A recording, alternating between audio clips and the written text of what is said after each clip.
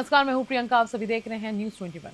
विदिशा के नवागत कलेक्टर अंशुल गुप्ता के सख्त तेवर देखने को मिले। जिले में अवैध रेत खनन के खिलाफ बड़ी कार्रवाई की गई।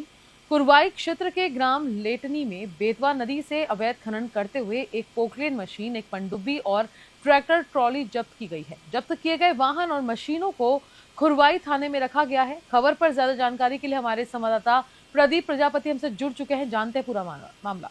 प्रदीप, किस तरह से पुलिस ने कार्रवाई की और कैसे पुलिस को इसका अंदाजा हुआ, क्योंकि अब बजरी खनन अवैध है, पूरी प्रशासन के द्वारा बताया जाता है, लगातार खबरें भी दी जाती हैं, लेकिन किस तरह से कार्य किया जा रहा है?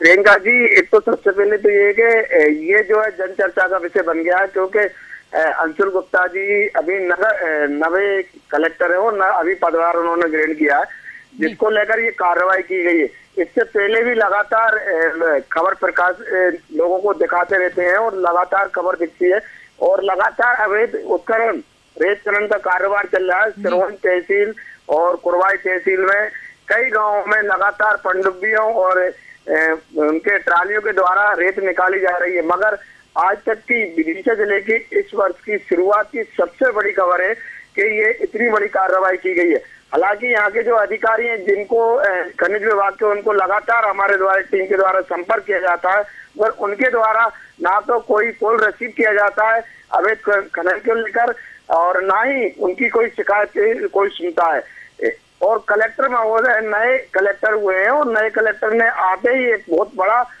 कदम उठाया और बहुत बड़ा कार्रवाई की है, जिससे ये लोगों में जन चर्चा का विषय बचा कि इसके पहले भी कलेक्टर रहे, इसके पहले भी लोग एसडीएम रहे, इसके पहले भी तहसीलदार रहे, उनके आंखों के सामने से ट्रालियां लगातार रेत भर के निकलती रहती हैं, थानों के सामने से निकलती रहती है, तहसील कार्यालय के सामने से निकलती रहती है। इसके बाद भी एसडीएम और थाना और खनिज विभाग द्वारा कोई भी कार्रवाई नहीं की जाती। प्रदीप, कितने लोगों को गिरफ्तार किया गया है? ये सब लोग भागने में कामयाब हुए? नहीं, गिरफ्तार तो अभी किसी को नहीं हुआ। अभी तो मामले को जो सामग्री है, जो जेसीबी है, पैकलोन मशीन है और पनडुब्बी है, इन चीजों को ट्रैक्टर के साथ कुरवाई थाने में इनको रखवा दिया गया है और अभी लगातार कार्रवाई जारी है।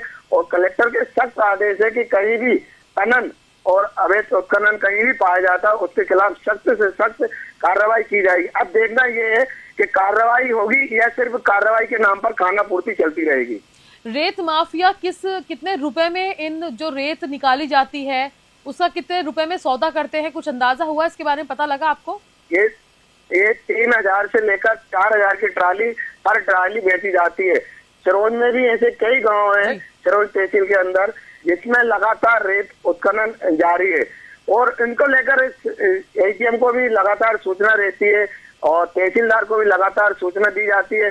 मगर ऐसा भी देखने में आता है कि अपने सूचना देने के बाद वहां से जो ट्राली वाले जो उत्खनन कर रहे होते हैं, अब सूचना देने के बाद लगातार वो वहां से निकल जाते हैं और खाली छोड़ के चले जाते हैं। तो कहीं ना कहीं सबके दायरे में ये भी आता है कि अपने सूचना देने के बाद, मीडिया की सूचना देने के बाद वहां से जब खनन माफिया जब वहां से निकल जाते हैं तो शंका का विषय आता है कि सूचना कितना जबरदस्त है उनका सूचना तंत्र के। अपनी सूचना देने के बाद वो वहां से कार्यालय से उनके पास सूचना पहुंचती है और वहां से अपना वाहन लेके निकल जाते हैं।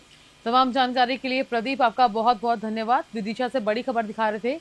विदिशा के नवागत कलेक्टर अंशुल गुप्ता ने सख्त तेवर दिखाए और अवैध रेत खनन के खिलाफ बड़ी कार्रवाई को अंजाम दिया। कार्रवाई क्षेत्र के ग्राम लेटनी में बेतवा नदी से अवैध खनन करते हुए एक पोकलेन मशीन, एक पनडुब्बी और ट्रैक्टर ट्रॉली को जब्त किया गया है। जब्त किए गए वाहन और मशीनों को कुरवाई थाने में रखा गया है।